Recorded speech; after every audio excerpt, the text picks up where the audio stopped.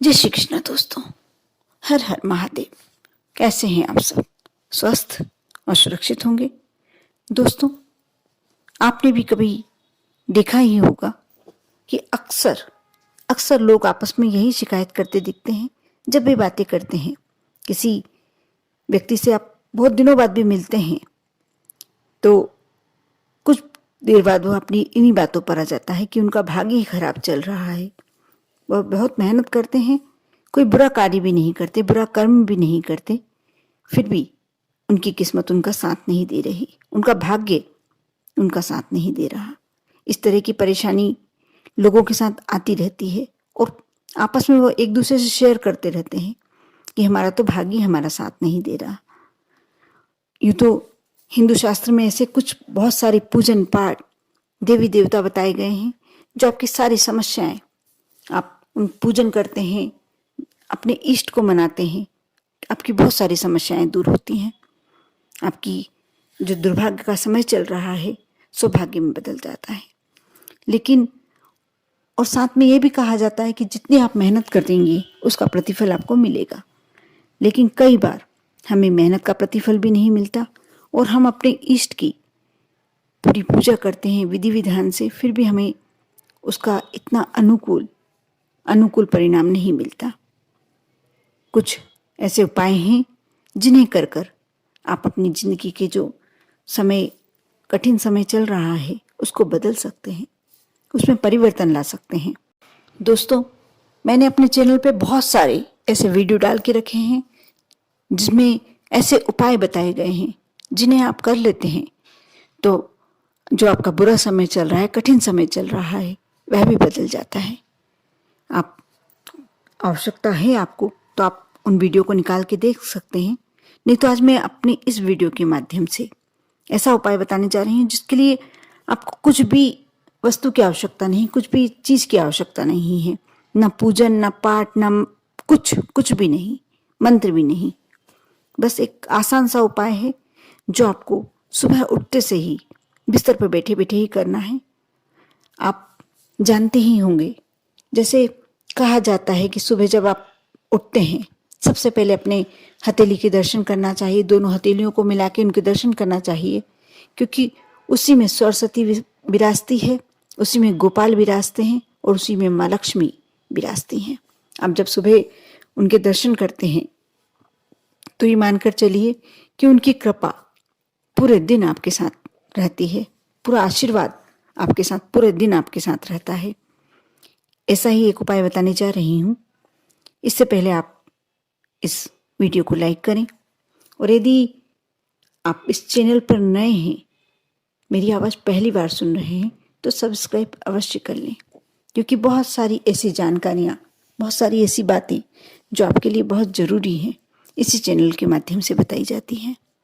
यदि आपके रिश्तेदार, आपके दोस्त ऐसे वीडियो में इंटरेस्टेड हैं तो उनके साथ अवश्य शेयर ज़्यादा से ज़्यादा मात्रा में, क्योंकि अच्छी बातें, किसी के काम की बातें, किसी की भलाई के लिए बातें हमेशा ज़्यादा से ज़्यादा शेयर करना चाहिए, क्योंकि जिसका भी भला होता है वो कहीं ना कहीं आपको दुआएं ही देगा। बद्दुआ देने का तो काम हो ही नहीं सकता, इसलिए अवश्य शेयर करें। दोस्तों, अब मैं उपाय बताने जा रही हूँ। आप जैसे ही सुबह उठें तो बिस्तर से नीचे उतरने से पहले ही अपने दाहिने हाथ से, आप यदि लिखने के लिए दाहिना हाथ यूज़ करते हैं तो दाहिने हाथ से, नहीं तो बाएं हाथ से भी कर सकते हैं, बाएं हाथ का इस्तेमाल भी कर सकते हैं। आप अपने बाएं हाथ पर, जैसे दाएं हाथ से लिख रहे हैं तो बाएं हाथ पर, बाएं हाथ से लिख रहे हैं तो दाएं हाथ पर, ऐसे अपने इष्ट जो भी आप मंत्र करते हैं, जो भी आपका मंत्र है, फेवरेट मंत्र जो आप दैनिक दिनचर्या में करते हैं, उस मंत्र को लिखें। जैसे दोस्तों, आप यदि कृष्ण जी को अपना इष्ट मानते हैं तो श्री कृष्ण का बीज मंत्र अपने हाथ पर लिखें। यदि आप भोलेनाथ शिव जी को मानते हैं तो उनका मंत्र लिखें। इस तरह जिस भी देवी देवता पर आपको विश्वास है, अपना इष्ट मानते हैं या उनका प्रतिदिन ध्यान करते हैं, तो उनका मंत्र के नाम भी अपने हाथ पर लिख सकते हैं। आपको ऐसा करते समय किसी पेन या पेंसिल का इस्तेमाल नहीं करना, बल्कि अपने हाथ की अंगुलियों से केवल प्रतीकात्मक तरीके से अपने दूसरे हाथ पर एक हाथ से मंत्र को लिखना है, जैसे सिर्फ अपनी उंगलियां चलाना है। अब आगे हम बताने जा रहे हैं कि इस उपाय को क्यों किया जाना चाहिए। मैं इसके पीछे का कारण बताने जा रही हूँ। आप बहुत ध्यान से सुने और इसकी सार्थकता जानें। जैसे शास्त्रीय मंत्र मत के अनुसार हम अपने हाथों की लकीरों में ही अपनी किस्मत को पाते हैं।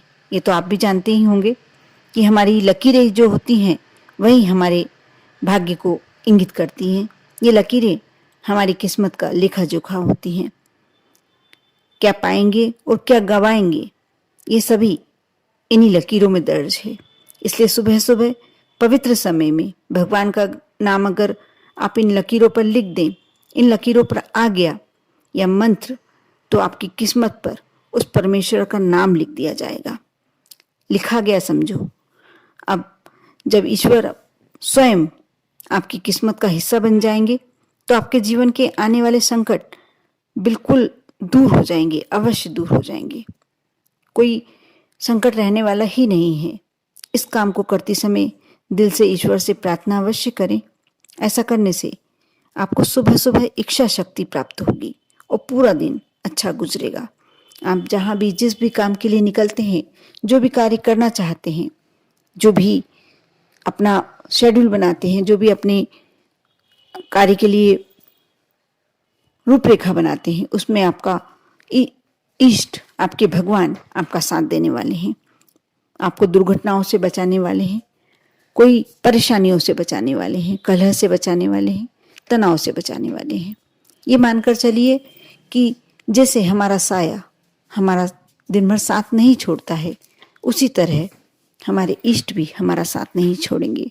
क्योंकि सुबह उठते से ही हमने अपने ऊपर, अपनी लकीरों पर उनको रेखित कर लिया है, लिख लिया है, तो फिर कैसे वो अपना साथ छोड़ सकते हैं।